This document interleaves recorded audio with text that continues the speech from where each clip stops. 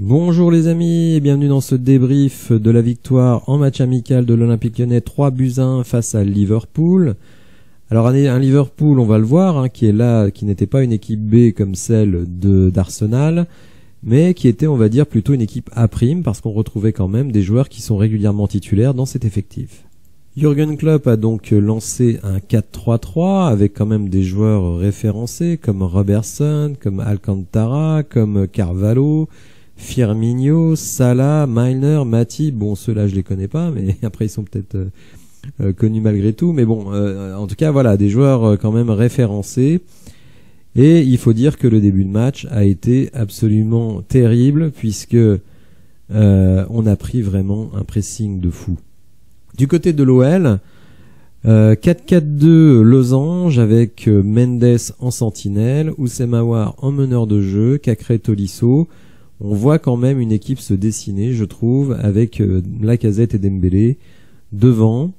Alors le début de match a été absolument calamiteux, puisque dès la 40e seconde, ballon perdu de Sinali Diomandé, passe de Mohamed Salah vers Carvalho, qui ne s'est pas gêné pour ouvrir le score.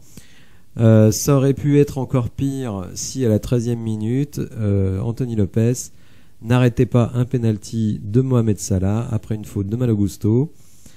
Et on aurait pu être mené 2-0. Et puis alors surtout, on se prenait un pressing absolument extraordinaire. Il faut dire que Liverpool, c'est un spécialiste du pressing. Et je me souviens les avoir vus contre l'Ajax d'Amsterdam en Ligue des Champions. Et ils avaient étouffé l'Ajax. Alors autant vous dire que l'Olympique Lyonnais n'allait pas faire grand-chose dans ces circonstances. Néanmoins, à partir de la 20e minute, Liverpool a vraiment baissé en intensité très nettement, y compris avec cette équipe de titulaires. Enfin de titulaires. Avec cette équipe A', on va dire, pour être honnête. Et à partir de ce moment-là, il faut le dire, c'est quand même l'Olympique Lyonnais qui a plutôt mis le pied sur le ballon.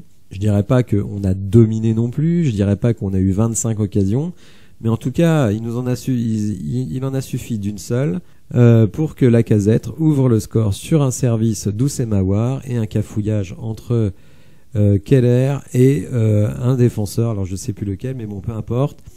Et donc Alexandre Lacazette a su s'infiltrer et marquer le but, ramener le match à égalité et finalement nous donner peut-être un espoir qu'on puisse faire quelque chose finalement dans ce match. En deuxième mi-temps, à la suite, alors bon, pendant un quart d'heure, on va dire, on a continué à avoir plutôt la possession et la maîtrise du ballon, ce qui a été le cas d'ailleurs pendant toute la deuxième mi-temps.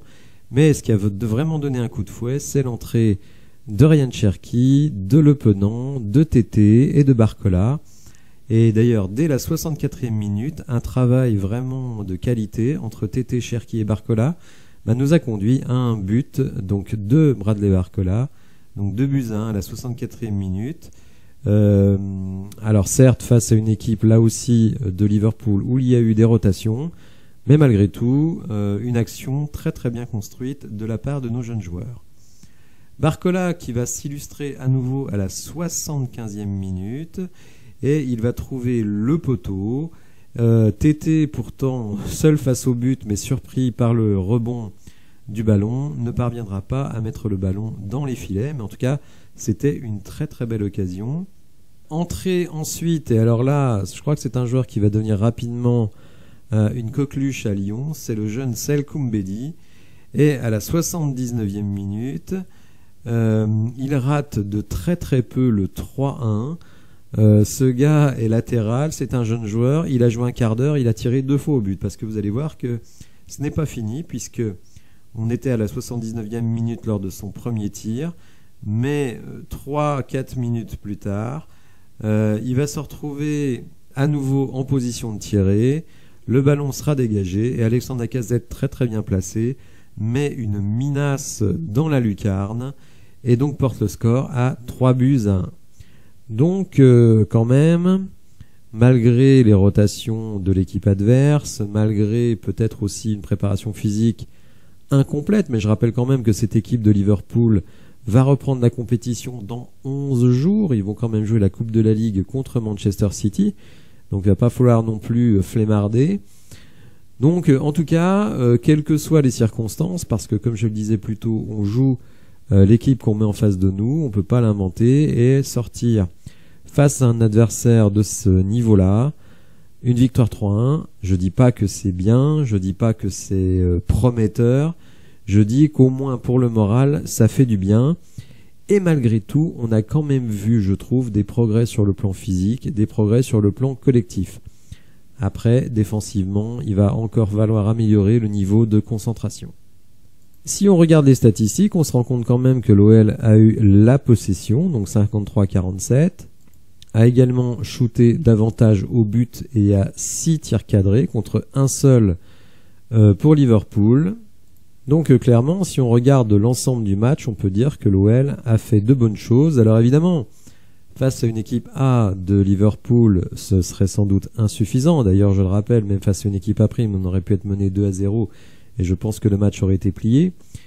Mais évidemment, nous, notre but, c'est pas d'être au niveau de Liverpool, c'est d'être au niveau de Brest, notre prochain adversaire en championnat. Et je pense que ce que j'ai vu aujourd'hui, me rassure quand même beaucoup par rapport à ce que j'ai vu sous Peter Bosz et lors de la prise en main de l'équipe par Laurent Blanc.